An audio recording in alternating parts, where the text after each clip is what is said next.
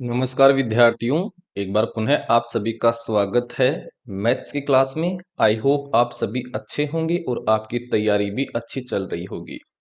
पहले क्वेश्चन से स्टार्ट कर लेते हैं। पहला क्वेश्चन है, एक किताब को 60 रुपए में बेचने पर रुपए का लाभ होता है। जब उस किताब को 120 रुपए में बेचा जाए तो होने वाला लाभ क्या होगा, ये हमें बताना है।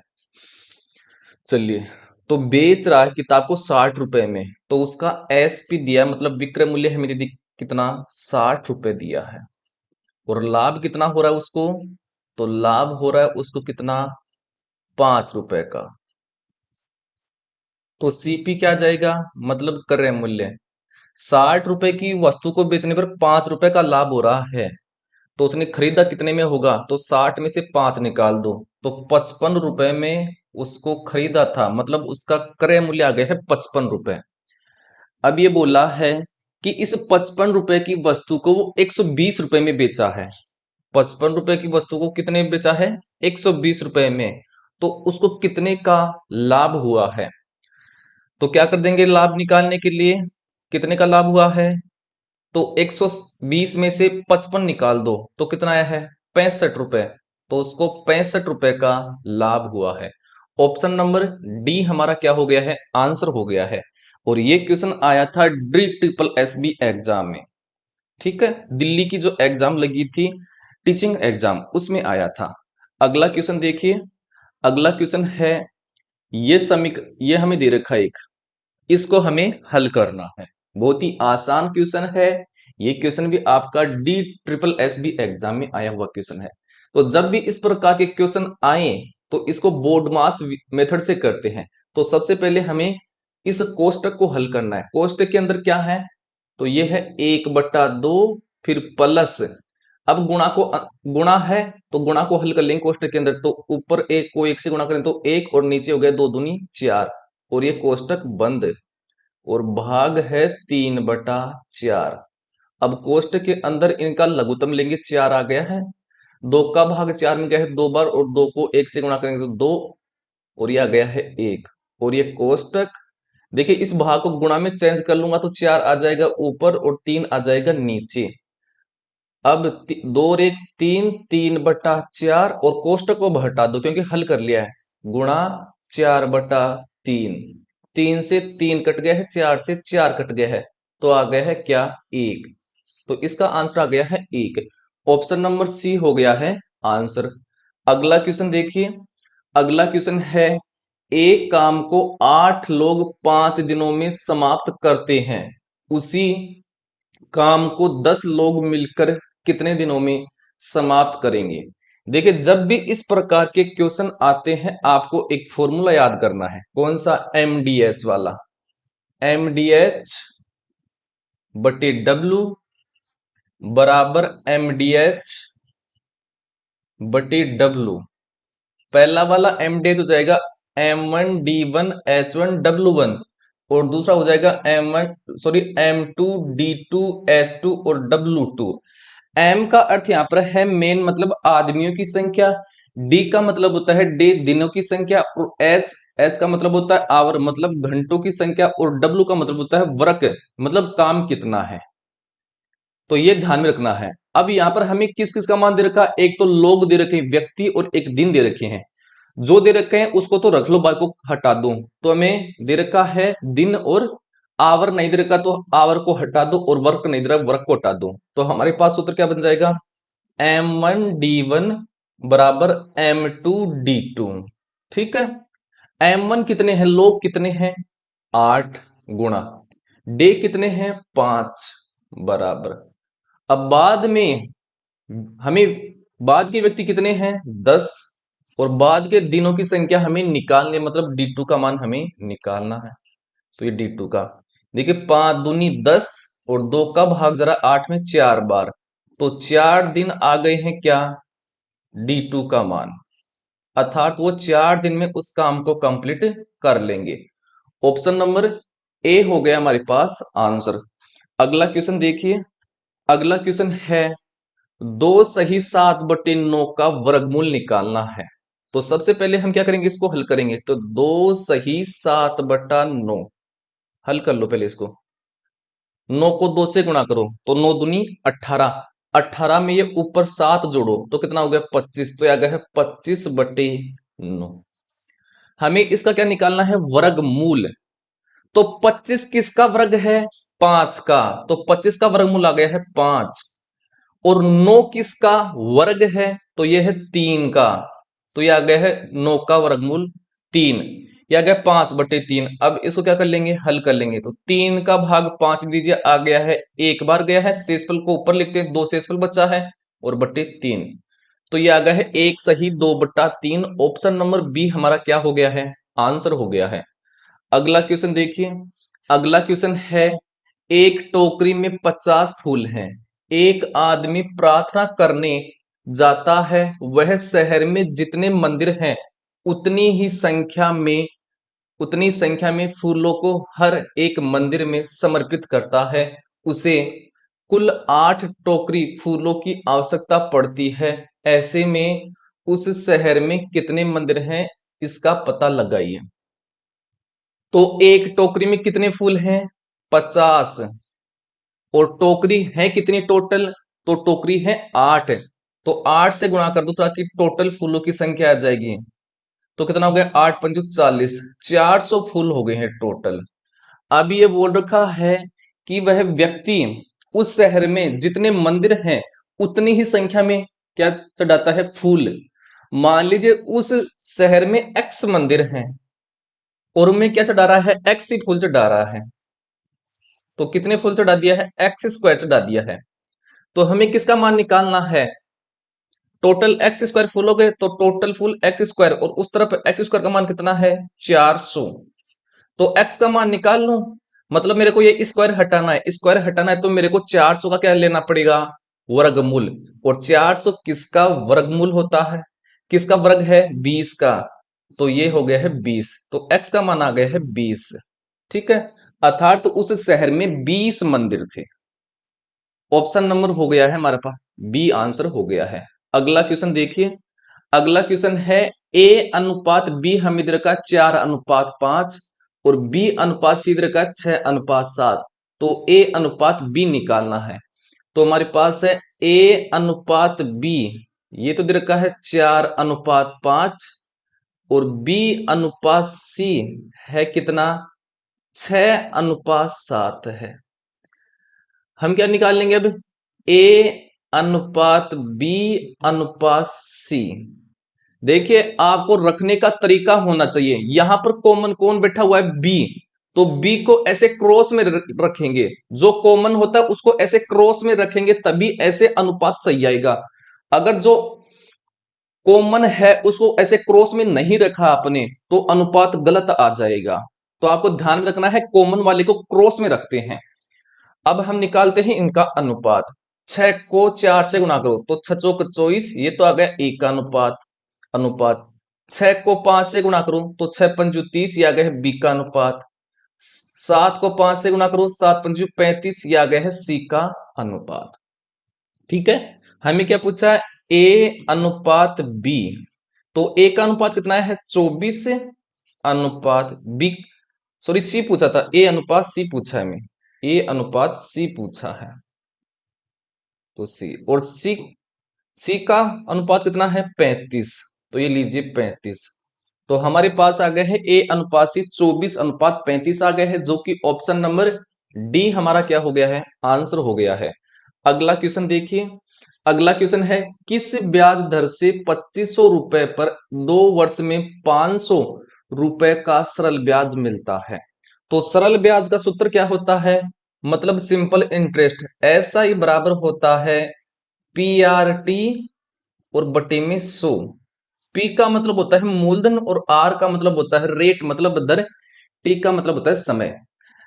तो हमें क्या दे रखा है, सिंपल इंटरेस्ट, साधारण ब्याज हमें कितना दे रखा है, 500, मतलब ऐसा ही का मान दे दिया है 500 बराबर पी। प्रिंसिपल कितना है, 2500, तो 2500।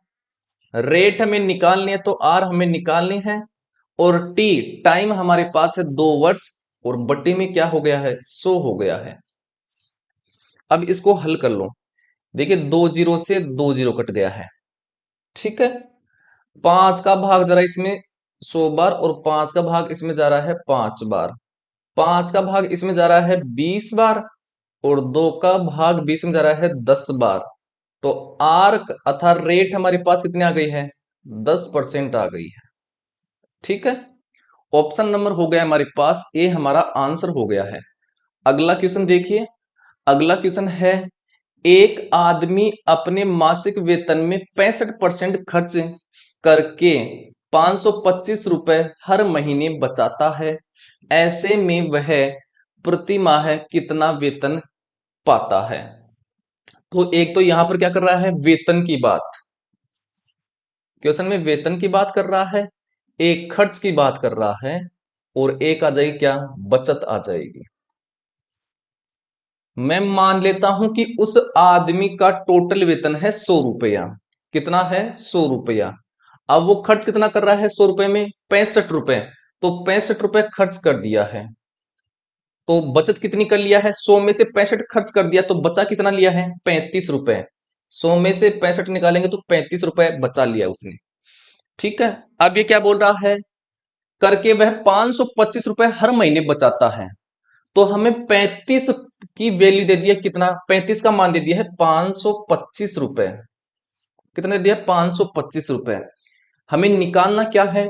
हमें निकालना है उसका वेतन, मतलब 100 का मान निकालना है। तो 35 का भाग, इस 35 का भाग 525 में दीजिए, तो कितने बार गया है? एक बार और 5 बार, मतलब 15 बार गया है। तो यहां पर 35 को 15 से गुणा करने पर 525 आया है। तो इस तरफ भी हम 100 को 15 से गुणा कर देंगे ताकि उसका वेतन आ जाएगा। तो 15 को 100 से गुणा किया तो आया है 1500। तो उसका वेतन था, मासिक वेतन 1500 रुपए। ऑप्शन नंबर डी हो गया हमारे पास आंसर। अगला देखिए। अगला हमारे पास क्वेश्चन है, 10% चक्रवर्ती ब्याज दर से 3000 रुपए पर 2 वर्ष में मिलने वाला ब्याज कितना होगा? 3000 का हमें चक्रवर्ती ब्याज निकालना है 2 वर्ष का। तो 3000 रुपए का निकालना है, और कितने वर्ष का निकालना है? 2 वर्ष का। जितने वर्ष का निकालना होता है उतना क्या खींच लो? लाइन खींच लो, ऐसे खींच लिया। 2 वर्ष का पूछ रहा है तो 2 लाइन खींच ली। दर कितनी है प्रत्येक साल की? 10%। तो ये लिख दो 10%। पहले साल के भी 10% है, दूसरी साल के भी 10% है। अब मैं पहली साल का 10% निकालूं, किसका? 3000 का। कैसे निकालेंगे? 10 और परसेंटेज का साइन हटाते ही बट्टे में 100 आ जाएगा। और किसका निकालना है? 3000 का। ये लीजिए 3000, 2 जीरो से 2 जीरो, 10 को 30 से गुणा करेंगे तो आ गया है 300। तो यहां का आ गया है 300 रुपया 10%, और यहां भी 10% निकालेंगे 3000 का तो आ जाएगा 300। यहां तक समझ में आ गया होगा। अब सुनिए, इस 300 रुपए पर यहां पर 10% ब्याज लगेगा, क्योंकि चक्रवर्ती ब्याज में क्या होता है? ब्याज पर ब्याज लगता है। तो इस 300 पर यहां पर ब्याज लगेगा कितना? 10%। तो 10% निकालो तो 10/100, और किसका निकालना है? 300 का, तो इंटू 300। 2 जीरो से 2 जीरो, 10 को 3 से गुणा करेंगे तो आ गया है 30 रुपया। तो इस पर 30 रुपये ब्याज आ गया है। अब हमारे पास ये टोटल क्या आ गया है? चक्रवर्ती ब्याज आ गया। इसको जोड़ लो तो ये कितना बन गया है? 300 और 300 600, और ये 30, 630 चक्रवर्ती ब्याज आया है। ऑप्शन नंबर बी हमारा हो गया है आंसर। अगला क्वेश्चन देखिए। अगला क्वेश्चन है, दो संख्याओं के लघुत्तम समापवर्तक और महत्तम समापवर्तक क्रम से 150 और 5 है। यदि एक संख्या 25 है तो दूसरी संख्या का पता लगाइए। तो आपने एक सूत्र पढ़ा होगा क्या, कि एलसीएम और एचसीएफ का जो गुणनफल होता है वो हमेशा बराबर होता है पहली संख्या और दूसरी संख्या के गुणनफल के हमेशा बराबर रहता है। हमें क्या दे रखा है? एलसीएम दे रखा है कितना? 150, और एचसीएफ दे रखा है 5, और हमें दे रखी है पहली संख्या दे रखी है 25, और दूसरी संख्या हमें निकालनी है। निकालो। देखिए 5 का भाग 25 में जा रहा है 5 बार, और 5 का भाग 150 में जा रहा है 30 बार। तो 30 आ गई है क्या? दूसरी संख्या। ठीक है, तो दूसरी संख्या का मान हो गया है 30। ऑप्शन नंबर सी हो गया है आंसर। अगला क्वेश्चन देखिए। अगला क्वेश्चन है, यदि ए प्लस 1/a का मान है 3, तो ए स्क्वायर प्लस 1/a² का मान निकालो। जब भी इस प्रकार के क्वेश्चन आए और बोले ए स्क्वायर प्लस 1/a² का मान निकालो, तो आप क्या करोगे? ए प्लस 1/a का मान जो दे रखा है उसका क्या करेंगे? स्क्वायर। तो इसका करेंगे स्क्वायर और इसमें से -2 घटाएंगे। तो करो। तो 3 तिया 9 और 9 में से 2 घटाओ तो कितना हो गया है? 7। तो इसका आंसर हो गया है 7। ऑप्शन नंबर सी हो गया है आंसर। अब समझिए ये ऐसा कैसे किया गया। तो आपने एक सूत्र पढ़ा होगा क्या? ए प्लस 1/a ये है और इसका स्क्वायर करेंगे। तो मैं एक बार वो सर्व समय का बताता हूं। ए प्लस बी का होल स्क्वायर क्या आता है? A square plus B square plus 2ab, ये पढ़ा होगा। ऐसे ही मैं इसको खोलता हूं ए प्लस 1/1 के होल स्क्वायर को। तो ए स्क्वायर प्लस 1/a² और प्लस 2 गुणा ए गुणा 1/a। देखिए ए से ए कट गया है तो हमारे पास क्या बन गया है? ए स्क्वायर प्लस 1/a² और प्लस 2, और इस तरफ बच गया है ए प्लस 1/a का होल स्क्वायर। हमें किसका मान निकालना है? ए स्क्वायर प्लस 1/a² का मान निकालना है। तो 2 इस तरफ ले आऊंगा मैं।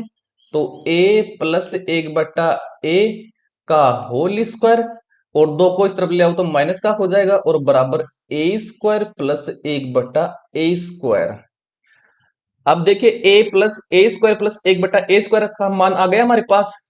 तो इस पर a प्लस 1/a का मान यहां पर कितना है? देखिए यहां पर है 3, तो 3 का स्क्वायर कर दो और माइनस का 2 और बराबर वो है ए स्क्वायर प्लस 1/a²। 3 का स्क्वायर हो गया है 9 और 9 में से 2 घटा दिया तो आ गया है 7। तो ये आ गया है 7। तो इस प्रकार से वो सूत्र बना है। तो आपको इतना लंबा काम नहीं करना है, आपको ये याद करना है कि सीधा स्क्वायर करना है और 2 घटाना है। ये तो मैं आपको इसलिए समझाया हूं ताकि आपको किसी प्रकार का डाउट नहीं रहे, क्योंकि जब किसी क्वेश्चन को हम अच्छे से विस्तृत रूप से एक बार समझते हैं तो वो अच्छे से समझ में आता है। ठीक है, चलते हैं अगले क्वेश्चन पर। अगला क्वेश्चन देखिए। ए बी से 25 वर्ष बड़ा है। 15 वर्षों के बाद ए की उम्र बी से दोगुनी हो जाती है। ऐसे में बी की वर्तमान उम्र का पता लगाइए। तो ए की तुलना किससे की जा रही है? बी से। जिसकी तुलना जिसे की जाए उसको मान लो एक्स। तो बी की वर्तमान आयु में वर्तमान आयु मान लेता हूं एक्स। तो ए की वर्तमान आयु क्या हो जाएगी? तो ए की थी बी से 25 वर्ष बड़ा था, तो x प्लस 25 हो गया है ए का। समझ में आ गया होगा। अब क्या कर रहा है? ए और बी की बात कर रहा है। तो ए की तो कितनी है? x प्लस 25 और बी की क्या है? x वर्ष है। अब ये बोल रहा है 15 वर्षों बाद, मतलब आगे जा रहा है भविष्य में 15 वर्ष आगे। तो दोनों में 15-15 जोड़ दो, क्योंकि आगे जाएगा तो दोनों की 15-15 वर्ष आयु बढ़ेगी। तो ये जोड़ दिया है। तो ये तो कितना हो गया? x प्लस 40 और ये हो गया है x प्लस 15। अब ये बोल रखा है कि 15 वर्ष बाद a की उम्र b की उम्र से दोगुनी है। तो b की आयु क्या है? ये है और इसे क्या है? दोगुनी है, तो 2 से गुणा कर दो और ये आ गई a की उम्र। अब इसको हल कर लो। तो इस तरफ तो हो गया है x प्लस 40, उस तरफ 2 को x से गुणा करें तो 2x प्लस 2 को 15 से गुणा करेंगे 15 दूनी 30। इस x को उस तरफ ले जाऊंगा तो 2 में से एक x गया, कितना बचा? x बच गया है बराबर। 30 को इस तरफ 40 की तरफ लाऊंगा तो 40 में से 30 गया, कितना बचा? 10। तो आ गया है x का मान 10 और x का वैल्यू किसको माना था? b को। तो b की आयु आ गई है 10 वर्ष आ गई है। ठीक है, और हमें एक की पूछा तो क्या हो जाता है कि x का मान तो 10 हो गया है और प्लस 25, ये कितना हो गया? 35 वर्ष आ जाती किसकी आयु? हमारे पास a की आयु। लेकिन हमें किसकी पूछा? b की, और b की आ गई है 10 वर्ष। ऑप्शन नंबर डी हो गया है आंसर। अगला क्वेश्चन देखिए। अगला क्वेश्चन है, एक घन का आयतन 512 घन सेमी है, उसके पृष्ठीय क्षेत्रफल का पता लगाइए। पृष्ठीय क्षेत्रफल हमें निकालना है। आइए इसके बारे में भी हम बात कर लेते हैं। तो घन का आयतन क्या होता है? तो घन का आयतन होता है, घन का आयतन का सूत्र होता है भुजा क्यूब। क्या होता है? भुजा क्यूब। ठीक है। और घन का आयतन कितना दे रखा है? 512। ये लीजिए 512 बराबर भुजा क्यूब। तो हमें भुजा का मान निकालना है, तो ये क्यूब हटाऊंगा तो इस तरफ 512 क्या लूंगा? घन मूल लूंगा। तो 512 किसका घन है? ये है 8 का। तो 8 आ गई क्या भुजा? तो उस तरफ अब क्यूब हट गया है, तो भुजा का मान आ गया है 8। हमें क्या निकालना है? पृष्ठीय क्षेत्रफल। घन का पृष्ठीय क्षेत्रफल का फॉर्मूला क्या होता है? पृष्ठीय क्षेत्रफल।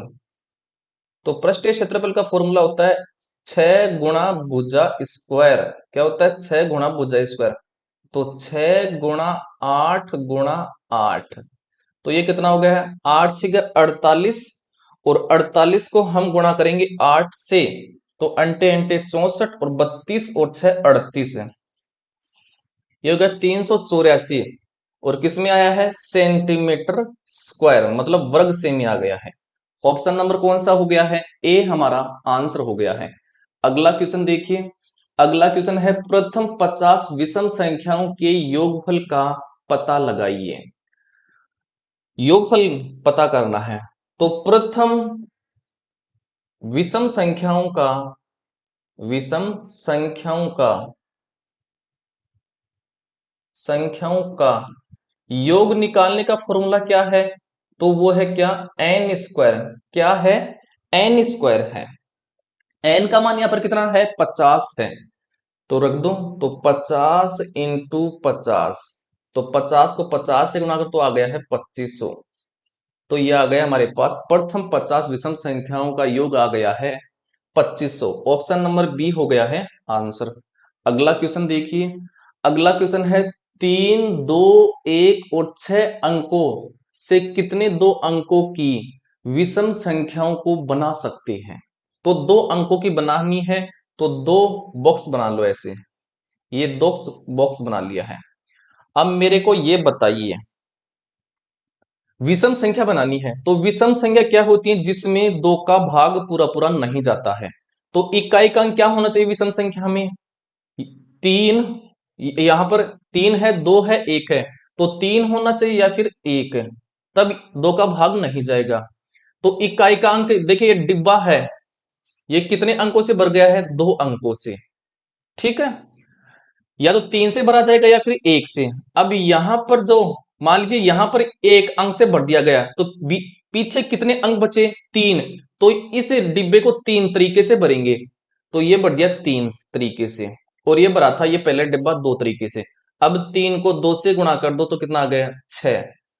तो 6 संख्या बन सकती हैं, 6 संख्या बना सकते हैं विषम संख्या। ठीक है। ऑप्शन नंबर सी हमारा क्या हो गया है? आंसर हो गया है। आई होप आपको ये वाला भी अच्छे से समझ में आ गया होगा। और विषम संख्या होती हैं जिनमें 2 का भाग पूरा पूरा नहीं जाता है। ठीक है। अगला क्वेश्चन देखिए। अगला क्वेश्चन है 52 छात्रों की एक कक्षा में कुल कुछ कन्नड़ बोलते हैं और कुछ अंग्रेजी बोलते हैं, और कुछ छात्र दोनों बोलते हैं। यदि 30 छात्र कन्नड़ और 38 छात्र अंग्रेजी बोलते हैं, तो कितने छात्र दोनों भाषाएं बोलते हैं? तो कुल छात्र कितने हैं वहां पर? तो कुल छात्र हैं आपके क्या? 52 हैं। क्या है? 52 है। अब ये बोल रहा है कि कुछ तो बोलते हैं कन्नड़ और कुछ बोलते हैं अंग्रेजी। कन्नड़ कितने बोलते हैं? तो कन्नड़ बोलते हैं आपके 30, और अंग्रेजी कितने बोलते हैं?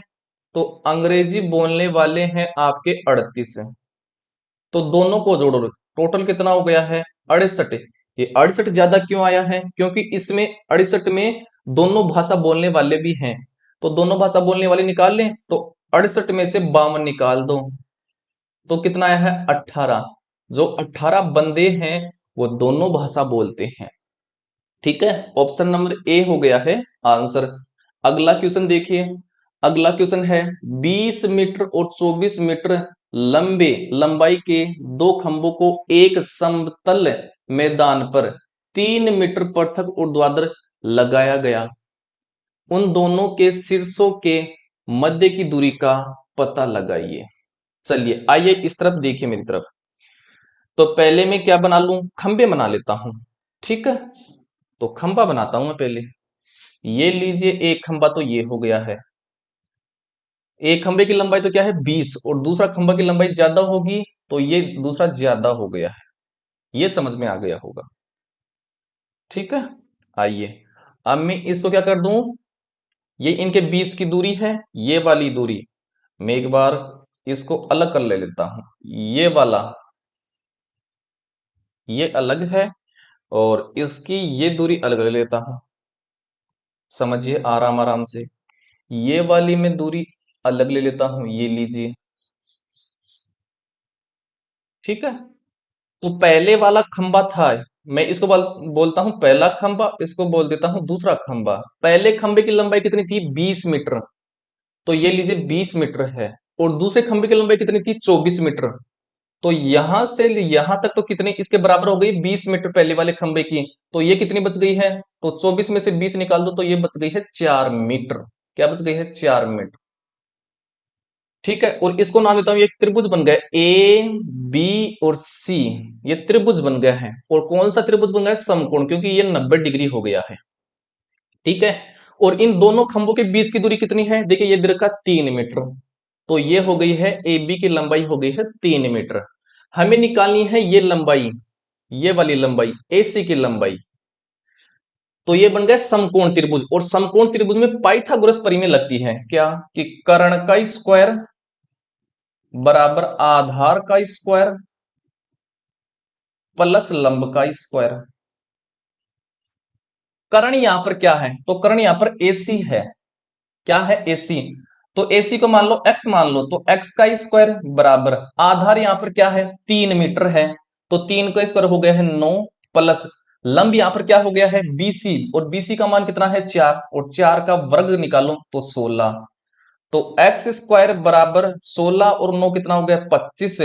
मेरे को ये स्क्वायर हटाना है, तो क्या करूंगा 25 का वर्गमूल लूंगा, तो 25 किसका वर्ग है 5 का, तो x का मान कितना आ गया है 5 मीटर आ गया है। अर्थात ये ऊर्ध्वाधर जो ये लंबाई है ये आ गई है 5 मीटर, और यही हमें पूछा है। तो ऑप्शन नंबर बी हमारा क्या हो गया है, आंसर हो गया है। देखिए हमारी इसी प्रकार से फ्री क्लास चलती रहेगी, और हम ये आए हुए क्वेश्चन कराते रहेंगे जब तक कंप्लीट नहीं हो जाते आए हुए एग्जाम के। ठीक है, अगर आप हमारा साथ देते हो तो इस क्लास को ज्यादा से ज्यादा लाइक कीजिए, शेयर कीजिए, फॉलो वगैरह कर लीजिए, ताकि आपको टाइम टू टाइम क्लास मिलती रहेगी। क्योंकि फॉलो नहीं करोगे तो आपको हमारा चैनल नहीं मिलेगा, फॉलो कर लोगे तो टाइम टू टाइम आपको नोटिफिकेशन मिलता रहेगा, वीडियोज मिलते रहेंगे। अगला क्वेश्चन देखिए, अगला क्वेश्चन है, 3 निष्पक्ष सर्वसम सिक्कों को ऊपर उछाला गया, इनकी क्या संभावना है कि सभी के ऊपर शीर्ष ही रहेंगे। तो टोटल संभावना कितनी हो गई है, तो दो को किसे पावर लगा देंगे 3, तो कितनी आ गई टोटल संभावना 8, तो टोटल संभावना 8 आ गई है। अब ये बोल रहा है 3 सिक्कों को उछाल रहा है वो। ठीक है, 3 सिक्कों को उछाल रहा है। अब ये बोल रहा है तीनों पर क्या आना चाहिए, हेड आना चाहिए। मान लीजिए तीनों को उछाल ले और तीनों पर ही हेड आ गया, तो हेड कितनी बार आएगा, एक बार ही आएगा। ठीक है, तो एक बार हेड आया है, और टोटल संभावना कितनी हो गई है 8, तो यह गया है 1/8। तो शीर्ष की संभावना गई है 1/8 था, उसकी प्रायिकता हो गई है 1/8। ऑप्शन नंबर डी हो गया है आंसर। 8 संभावना कैसे बनेंगी, 8 संभावना होगी, मान लीजिए तीनों पर एक बार हेड हेड आ जाए, मान लीजिए 2 पर हेड आ जाए और 1 पर टेल आ जाए, मान लीजिए 1 पर हेड आ जाए और 2 पर टेल आ जाए, मान लीजिए पहले पर हेड दूसरे पर टेल और तीसरे पर हेड आ जाए, या फिर क्या हो जाए तीनों पर टेल टेल आ जाए, है ना, या फिर क्या हो जाए, या फिर अलग हो जाए क्या, ये एच एच हो गया है, फिर एच एच एच टी, फिर हो गया है एच टी टी, फिर आपका हो गया एच टी एच, और या फिर टी टी एच। इस प्रकार से ये 8 संभावना बनती है कुल मिलाकर के। ठीक है, आपको ये ध्यान नहीं रखना है, आपको सीधा करना है।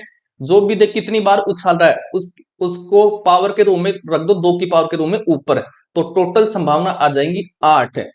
ठीक है, इस प्रकार से ऑप्शन नंबर डी हो गया है आंसर।